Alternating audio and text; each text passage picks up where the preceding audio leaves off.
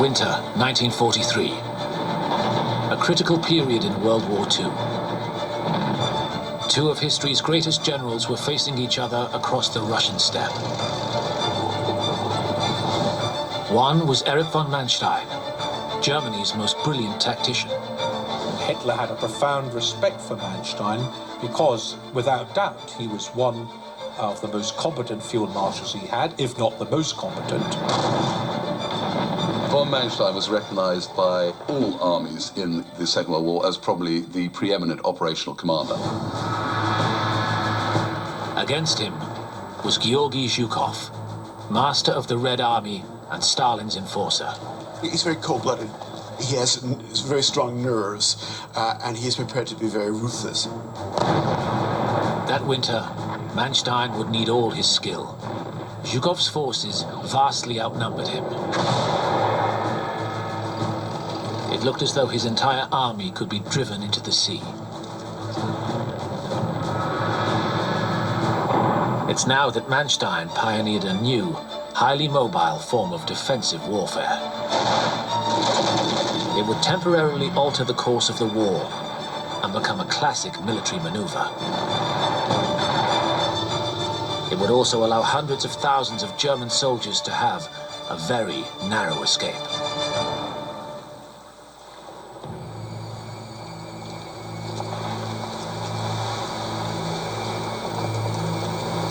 February 1943, the Eastern Front.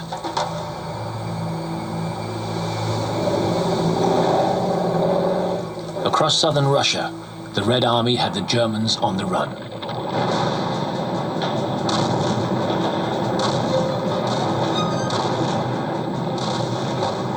There were some 300,000 German soldiers.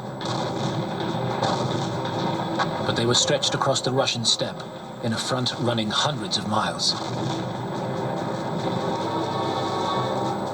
Against them were over 500,000 Red Army troops.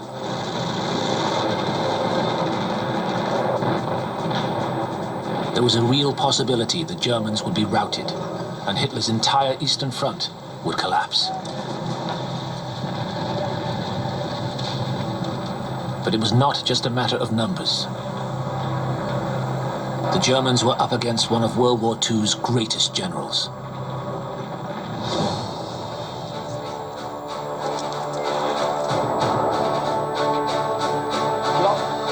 Georgy Zhukov was a man determined to restore respect to the Red Army. During much of 1941 and 42, it had been crushed by the German panzers. City after city had fallen to Hitler's forces. The Soviet army had been humiliated. But at Moscow, things had changed. Zhukov had made a stand. Here, in the autumn of 1941, he'd massed his troops and held off a determined German attempt to seize the capital.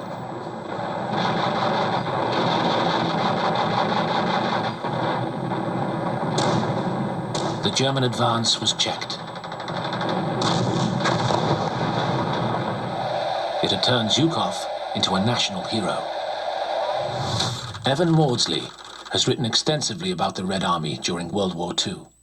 With that victory at Moscow, he suddenly becomes a kind of poster boy of the Red Army. He gets his picture on the front page of Pravda as a key military leader, and Moscow establishes him as a victorious general.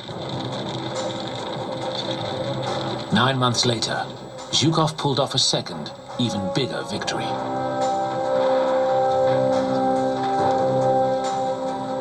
For months, the huge industrial city of Stalingrad, on the banks of the river Volga, had been besieged by German forces.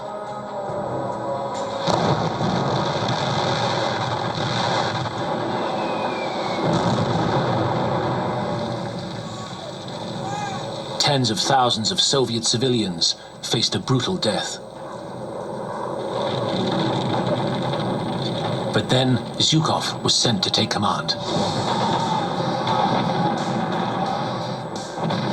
In November 1942, in total secrecy, he assembled a massive force.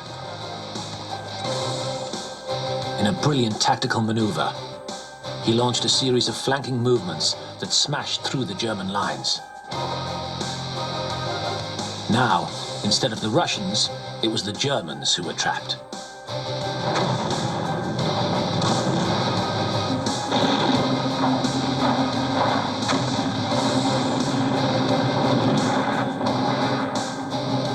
It would turn into Germany's biggest defeat of the war so far.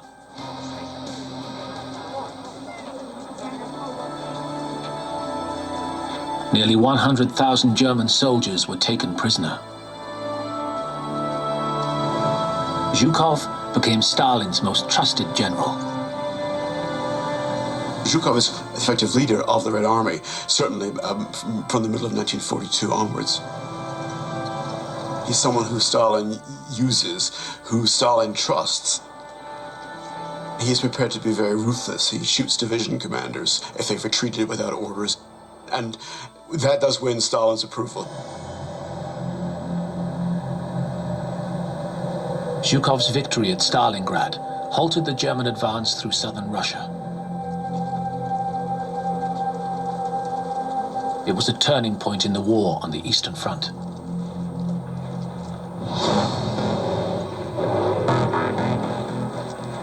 Now it was the Germans who were on the run. Major General Mungo Melvin is an expert in tactical and strategic warfare. The map here shows the strategic situation on the Eastern Front. Soviet forces pushed the German forces back to this front line.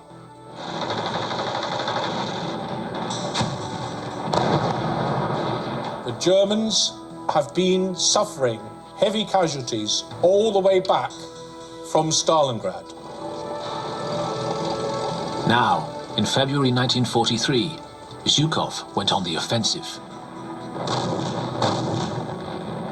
Stalin orders offensives to be mounted in the general direction of Kharkov and Kiev and across the Don Basin to the lower Dnieper.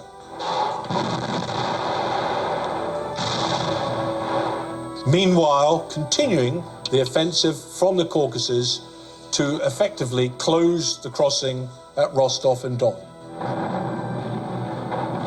The German southern wing on the Eastern Front is in dire danger of collapsing.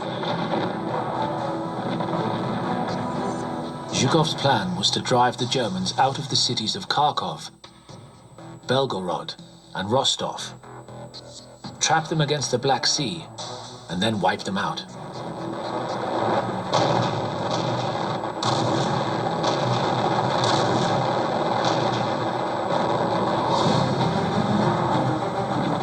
As the Red Army advanced, it didn't just have a great general with vastly superior forces. It was also better equipped. The famous Russian tank is a T-34. It's heavily armed, it's heavily armored, it's fast, it's reliable, it works effectively in bad roads and in bad conditions.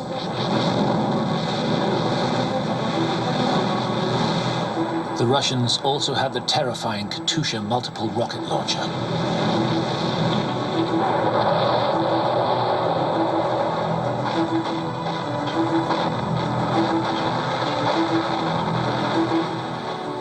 The German forces in southern Russia were in deep trouble. But they had one hope. Zhukov was not the only great general on the battlefield.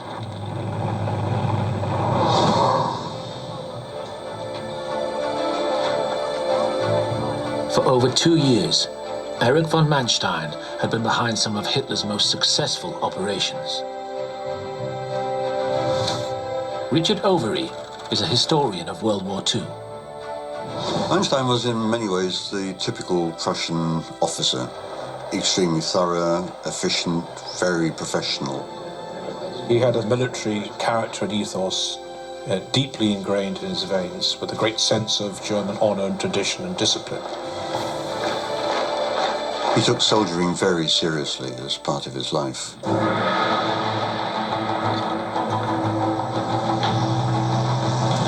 In autumn 1940, Manstein had masterminded Hitler's invasion of Western Europe. The Allies had expected a direct attack through the flat, easy terrain of the Low Countries. But Manstein had wrong-footed them. He'd sent fast-moving panzer divisions through the heavily wooded Ardennes hills in a wide encircling movement that had cut off the Allied front lines.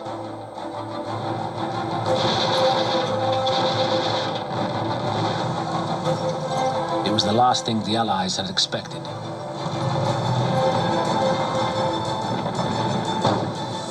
The Manstein plan took the French and the British completely by surprise. They looked at the Ardennes forest and they said, nobody's going to be able to get through that. We're going to be attacked through the Low Countries. And that's what they waited for. And of course, it's precisely what Manstein realized.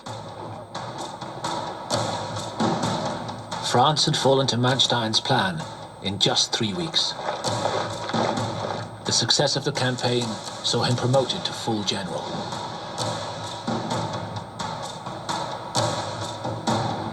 Ten months later, he was a leading commander in the German blitzkrieg that stormed across Soviet Russia in the summer of 1941. Once again, the attack relied on fast-moving panzer divisions that simply overran the Russian defenses.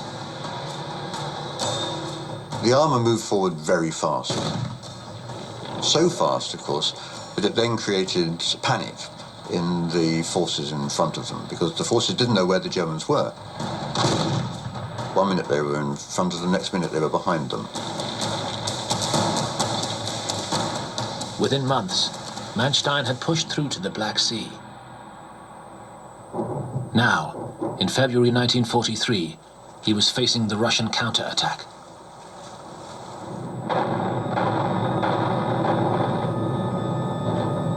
The entire southern wing of the once mighty German army in the east was in danger of disintegrating.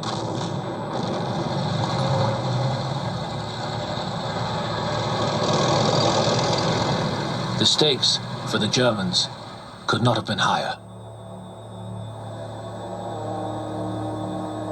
If Manstein lost, hundreds of thousands of German troops could be trapped and killed.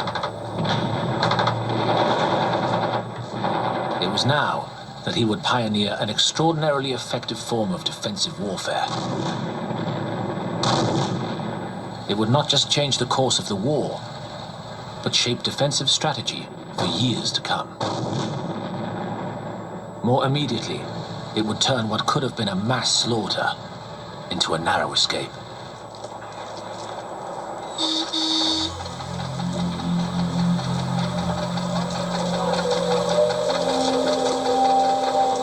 February the 6th, 1943. Von Manstein left for Germany for urgent talks with Hitler about what to do. A German account captures the drama of the meeting. The waiting men fell silent, and Hitler gave them his angled salute without speaking. He then shook hands with Field Marshal von Manstein only. There was a paralyzed silence in the room.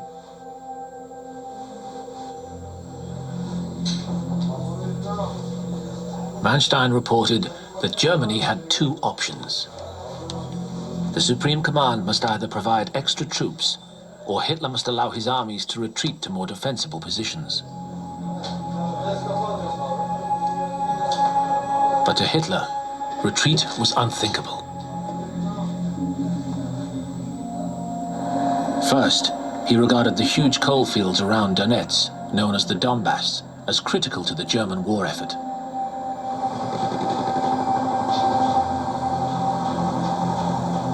The Donbass is a major industrial region. It's important to the Germans, who want to hold it for their own purposes and to deny it to the Russians, and it's important to the Russians because they want to liberate it. So it is an area of considerable importance. But Hitler was also vehemently opposed to the very idea of giving ground. It's not what a true German should do. For him, this was always a psychological question. You know, if you retreated, you were a coward. If you moved forward, then you were, an effective German soldier. And simplistic though that was, he applied it as often as he could to his view of the battlefield. To Manstein, of course, this was complete nonsense. What determined the success on the battlefield was the position of your troops, the supply of weapons and new equipment. And, of course, above all, being willing to withdraw if it was necessary to withdraw, if only to prepare the ground better for an attack.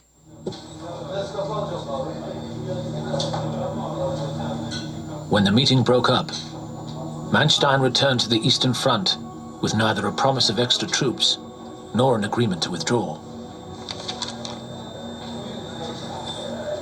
For Manstein, it was a dark moment.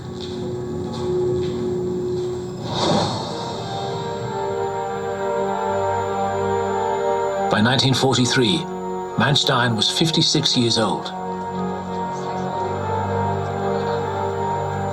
He'd been roughing it at the front for nearly 2 years.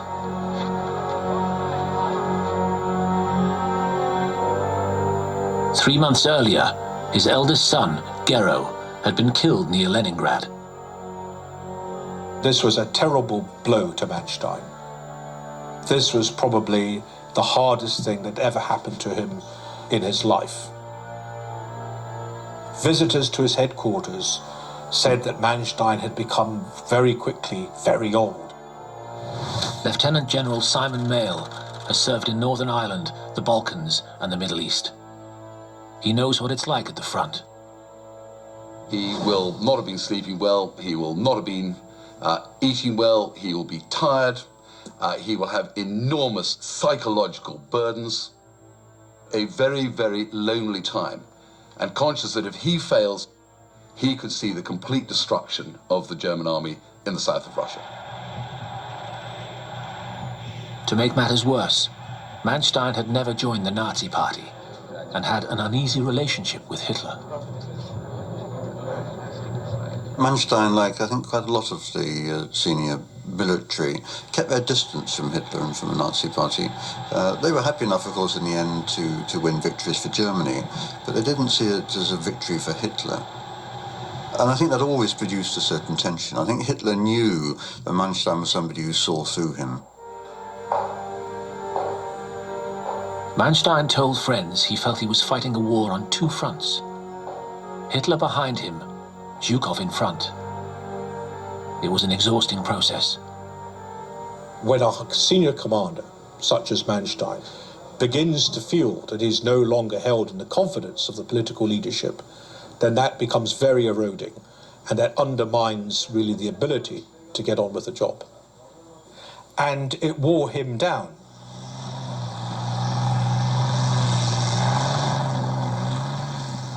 Back in the field, Manstein told Hitler's chief of staff, Inform the Führer once more that I really must have freedom of maneuver in order to command.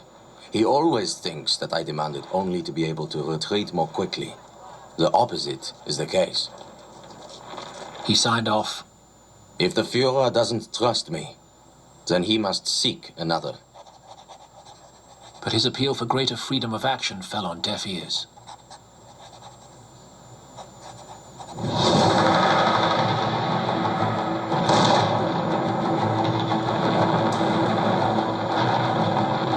February the 9th, 1943. Zhukov's offensive was in full swing.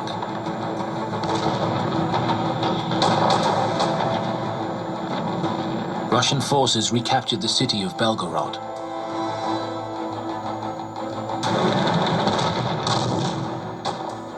Soon they were closing in on the city of Kharkov from three sides. It was an important prize. The second biggest city in Ukraine and the fourth largest in Russia. On February the 13th, Hitler issued orders to hold it at all costs. Thousands of German troops attempted to defend it. But Zhukov's Russian forces poured in men and firepower.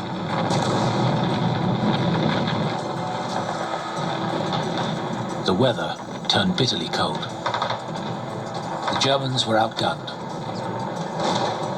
There was a risk they'd be wiped out in a hopeless defense of the city. Manstein took a desperate decision. He deliberately disregarded Hitler and ordered a withdrawal. He commented acidly, "The army group had no intention of sacrificing an army for Kharkov." By February the 16th, the withdrawal was complete, and the Red Army was in charge of the city.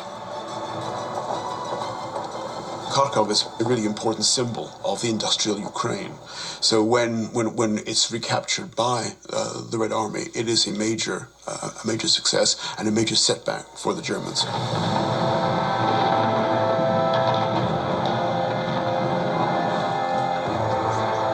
Zhukov's soldiers now scented victory.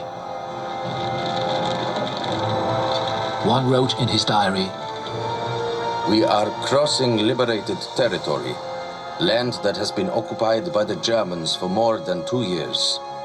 The population is coming out to greet us with joy, bringing us apples, pears, tomatoes, cucumbers, and so on." By mid-February, the Russian spearheads had pushed over 200 miles into German-held territory.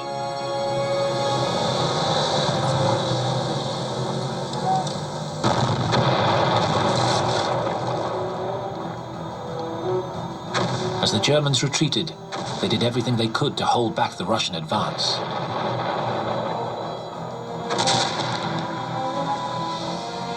They blew up bridges, buildings, and airfields. Roads and railway lines were destroyed. It was a brutal policy of scorched earth. Yet, ironically, it prodded the Russians into even greater efforts. When Soviet soldiers came across ruined villages, there's no doubt that this fired them up to do what the Soviet propaganda was telling them to do, which is to kill as many Germans as you could. The Germans were playing into Zhukov's hands. All he needed to do was keep going. And his plan to push the Germans into the Black Sea would be complete.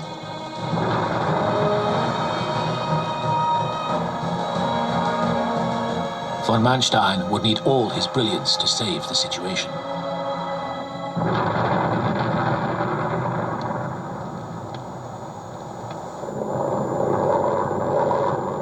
February the 17th. Hitler flew to von Manstein's headquarters on the Dnieper for another emergency meeting. An eyewitness account of Hitler's arrival with his dog Blondie recorded, "I discovered with a shudder that Hitler had very bad breath. As I took his coat, there was a savage outburst from the Alsatian bitch. I hung the coat on the clothes stand, and I could have sworn that in the pockets there were 2 pistols." For 3 days, Hitler and Manstein argued. Hitler demanded an instant end to the retreat and that Kharkov be retaken.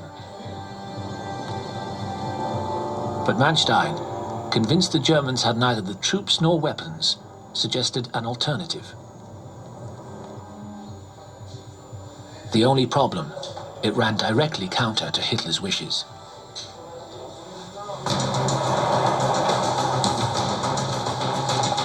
Manstein's plan was a sudden and powerful transition from retreat to attack. It's known as elastic or mobile defense. If you withdraw strategically and concentrate your forces, make sure they're being effectively supplied, don't overcommit yourself, then you are the one able to choose the moment where you re-engage again. And you turn your defense into attack. It's rather like chess. You are not looking just at the first 2 or 3 moves. You're looking to your opponent's game plan and developing a superior a set of moves against him. So in some ways, you might appear to be losing. You might be withdrawing. And just at the moment when he believes he is winning, you then unleash a vicious counterattack that knocks him completely off balance. Manstein explained the idea to Hitler in some detail. What he wants to do, and this is the plan he gives to Hitler, is to pull the German line back onto the river Dnieper and give ground to lure the Soviet forces into a killing zone of his own choice, making them overextend, and be prepared to lose the Donetsk basin.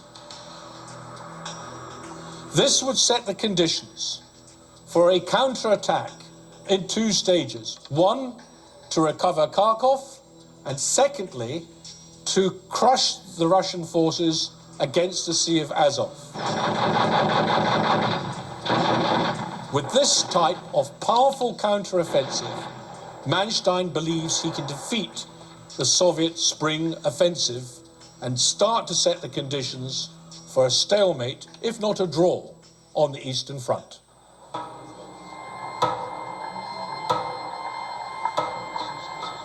But Hitler hated the whole idea. He still hadn't grasped the concept of a strategic retreat. Hitler had no understanding of how to operate a battlefield, no understanding really about what made a battlefield work. You see photographs of them standing side by side looking over maps, and it's clear from their body language that Hitler doesn't like having to be told what to do by Manstein.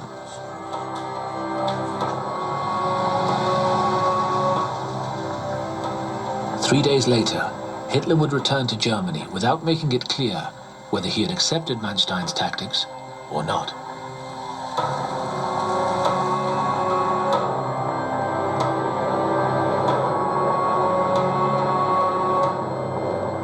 Manstein recorded that he and Hitler were living in two different worlds. Hitler's talking about holding on to the Don Basin because of the economic requirement. And Manstein is saying, I don't think you understand. I don't have the forces to hold on to this. But with Hitler gone, Manstein was free to make his own decisions. It was a critical moment for the Germans. But the Russians were also facing big decisions.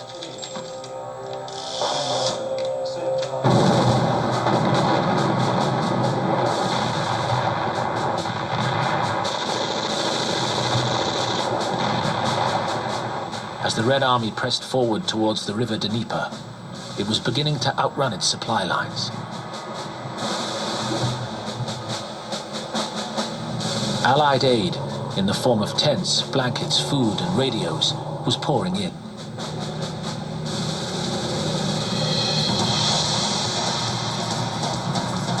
But the Russian commander, Georgy Zhukov, faced a dilemma. How far and fast should he advance before his forces became overextended and vulnerable to a counterattack? Supply depots were now hundreds of miles in the rear. I think the problem which the Russians have is that it's really a very long way. They haven't got the kind of motor transport required to maintain the momentum.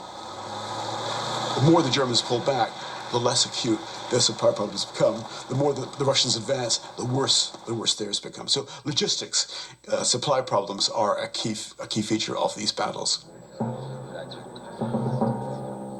For Zhukov, it was a difficult balancing act. Stalin wanted him to push forward and crush the Germans. But Zhukov knew his supply lines were at breaking point.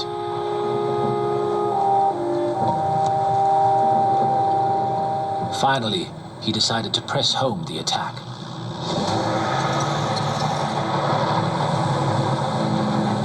As he did so, He drew comfort from the thought that he was chasing a retreating and defeated army. The Russian advance is a gamble to the extent that they stretch the supply lines.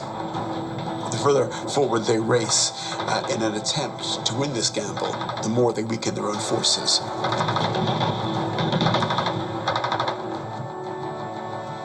As Zhukov surveyed the situation, one question dominated his thoughts. Was he in danger of overplaying his hand?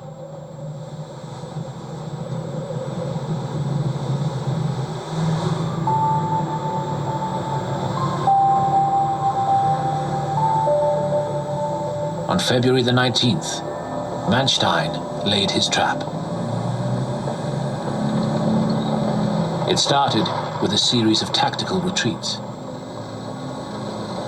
The main Russian attack, Operation Gallop, continues to push in a southwesterly direction, threatening the key crossings of the river Dnepr, including the one at Manstein's own headquarters at Zaporizhzhia. A thin line of German forces is insufficient to hold that offensive. Manstein, just in time, manages to get the SS Panzer Corps out of Kharkov, ready to form a hard shoulder here around Krasnograd.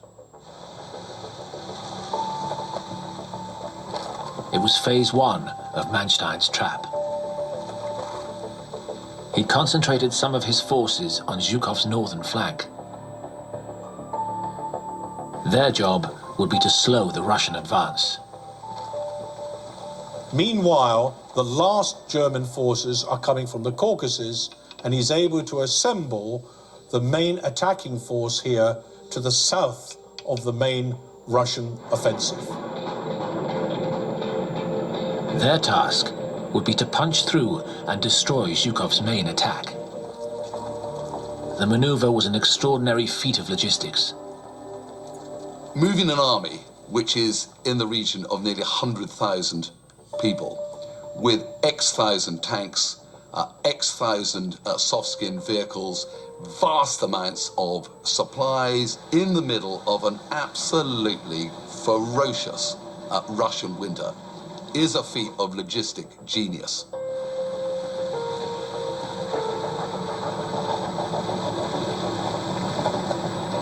In the depths of the darkest, coldest night, Manstein must have been almost overwhelmed, along with his staff, by the sheer complexity, the scale of the potential disaster facing him. By the evening of February the 19th, the trap was set. The Germans were now concentrated on both flanks of the Russian spearhead.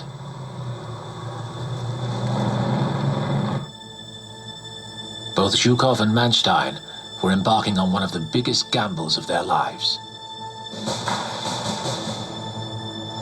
Whoever won would shape the war on the Eastern Front for the foreseeable future.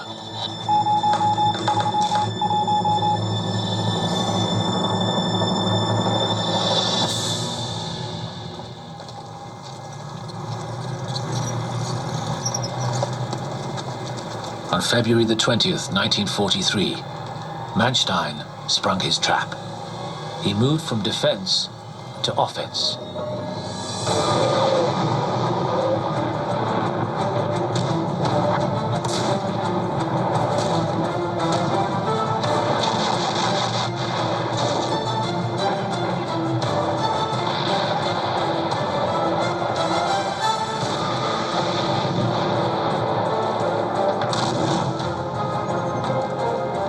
After weeks of defending, it was a welcome change. The first force moved down from Krasnograd to attack the Russians' northern flank. That involves a minor attack in this direction here to slow down the main Soviet offensive, whilst the mass of his army group attacks in a northerly direction to defeat these Soviet forces.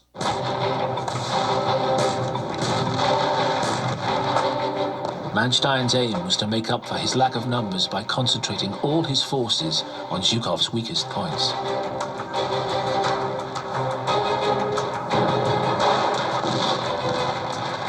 He knew the Red Army's crack divisions would be at the front of the spearhead. Further back, the men would be less experienced.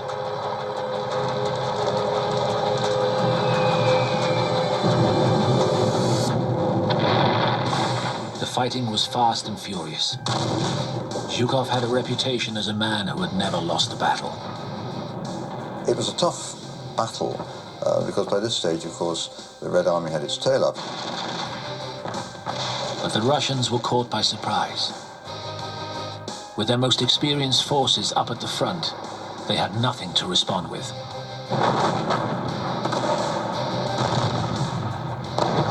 It's difficult for the Russians. They have to change their assumptions about whether the German army is broken or not. And the answer seems to be no, it's not. The Germans are more resilient than we had originally hoped.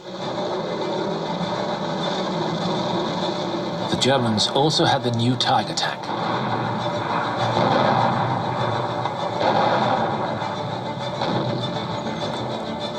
It was more than a match for the Russian T-34.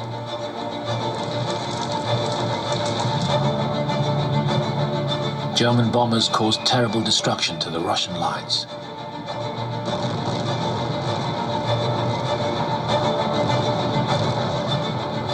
The Russians started to run short of fuel and ammunition. Their tanks, in particular, urgently needed repairing. But the repair units were miles from the front lines, too far to be helpful.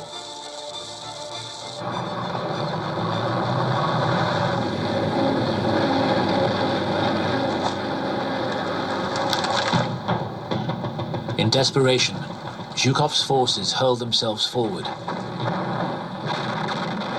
though they were fast running out of everything. I think that one of the Russian shortcomings is they don't expect the Germans to be able to regroup as effectively as they do. What the Germans show is remarkable resilience. They show an ability to improvise even in the face of disaster.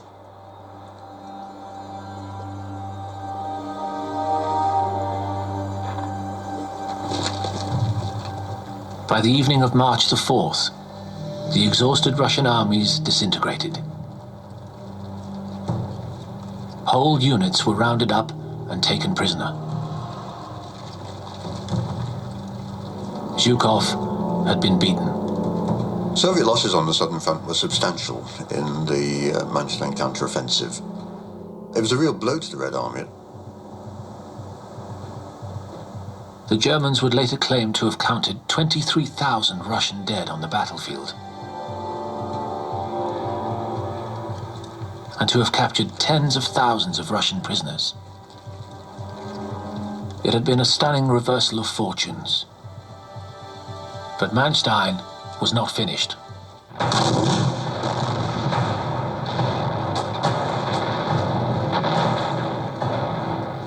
With Zhukov's troops shattered and in retreat, Manstein pressed home his advantage.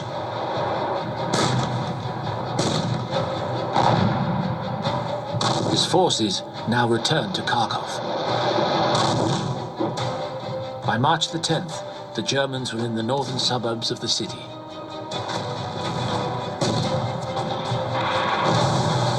For 3 days, there was vicious house-to-house fighting. German aircraft and tanks pushed forward, trying to reignite the traditions of the initial Blitzkrieg attack. German aircraft pounded Soviet positions in Kharkov,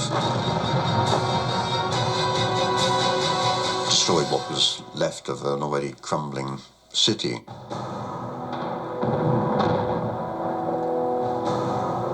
Three days later, the Russians pulled out. Kharkov was captured. Very large numbers of Soviet soldiers once again fell into German hands. The Germans pushed forward themselves now very rapidly, and the Soviet offensive fell apart.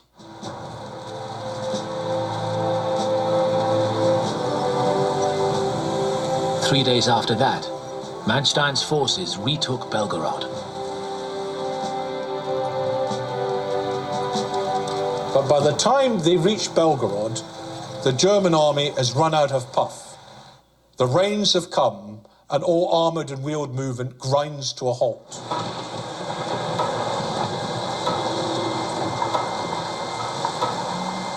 As the spring thaw set in, military movements became impossible. The two sides were deadlocked. But it had been a stunning victory for Manstein. A man known for his mastery of blitzkrieg had pioneered a new, highly mobile kind of defense.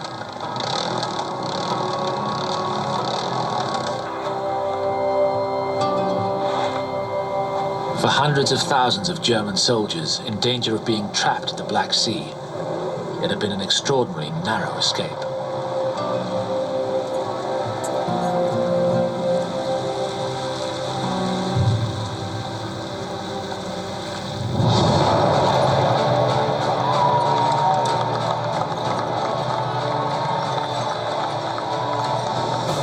During the summer of 1943, as the Red Army grew stronger and better organized, Hitler's forces would once again face overwhelming odds on many occasions.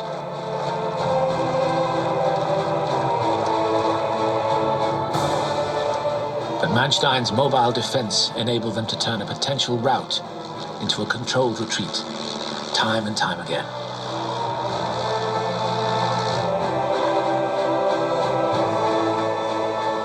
Each time he made up for his lack of numbers with speed and agility.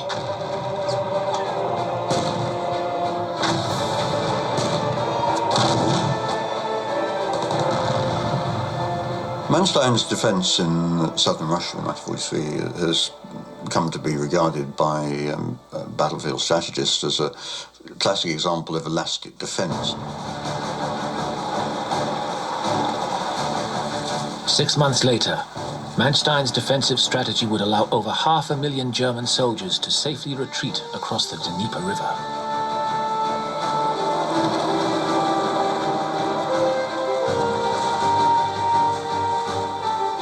Some historians have estimated von Manstein's elastic defense may have significantly prolonged the war.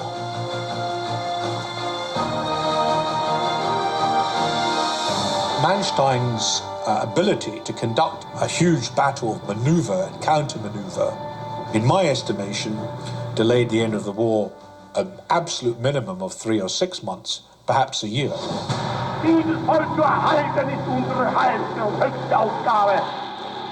But in Germany, von Manstein's constant rows with Hitler had taken their toll. His willingness to give up territory had run counter to all Hitler's instincts. There was still an uneasy relationship between him and Hitler. I think that Hitler always realized that Manstein understood the battlefield, could manage the battlefield much more effectively than he could. In March 1944, Hitler relieved von Manstein of his command. Hitler's tactic when he wanted to get rid of a general, of course, was to suggest that the general was sick or, might have a rescuer of some kind or other. And it was the same really with Manstein. So in the end, in the early summer of 1944, they parted company. And Manstein ended the war inactive. One of Germany's most talented generals would sit out the closing months of the war from his home.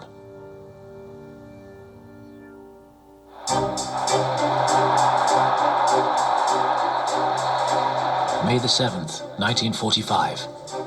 The Nazis surrendered. Nuremberg, Germany, once the holy city of Nazism, becomes the setting of an epic event. Here, under the vigilant eyes of Allied military police, the 20 most important surviving members of the Hitler gang go on trial. One of the men who would face trial was Erich von Manstein. But unexpectedly, he'd got fans on the Allied side, where he was seen as a professional soldier, but not a Nazi. Extraordinarily, he is defended by a Labour Member of Parliament, George Paget, who speaks up very firmly on his behalf. Many of Manstein's subordinates come forward in his defence. Winston Churchill pays into a fighting fund for Manstein's defence. Manstein is tried on 17 counts. He is cleared on 8 and convicted on 9 of them.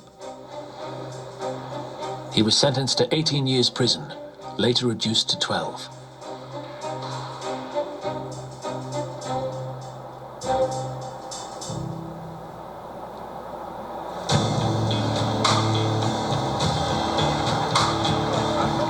Meanwhile, the world moved on. The Second World War was replaced by the Cold War. Soviet and Western forces faced each other across an Iron Curtain. On the eastern side, Manstein's old enemy, Marshal Zhukov, now Stalin's Minister of Defense, amassed a huge Red Army. It vastly outnumbered NATO's forces in the West. There was a very interesting parallel between the situation facing NATO in Germany in the Cold War and that which had faced German forces on the Eastern Front. There was a massive Soviet force stood by to launch an attack on NATO. The best way to deal with that attack would have been to develop some form of mobile defense. It was now Western leaders' turn to the one obvious expert, Erich von Manstein. After serving only 4 years of a 12-year jail sentence, he was released. Manstein, the genius behind the invasion of Western Europe in the name of fascism, became the defender of Western democracy. Because he'd been able to distance himself, in a sense, from the nastier aspects of the Third Reich, and because it was clear that he'd played a very important part in the operational successes of the German armed forces, the West was very interested in what he had to offer. Over the following years, Manstein would become an advisor on NATO's defense against the Red Army.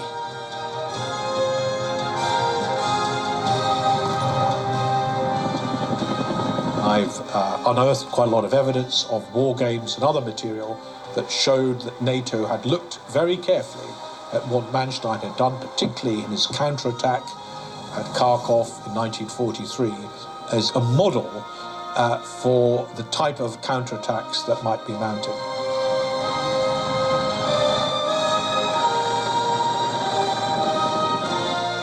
Zhukov would later call von Manstein a worthy opponent. When the war was over, Zhukov said, the one person I really regard as a capable opponent was Field Marshal Manstein. Today, the tactics Manstein hammered out over half a century ago are still studied in military colleges, where they're regarded as not just a preeminent example of defensive strategy, but also the reason for one of the great narrow escapes of World War II.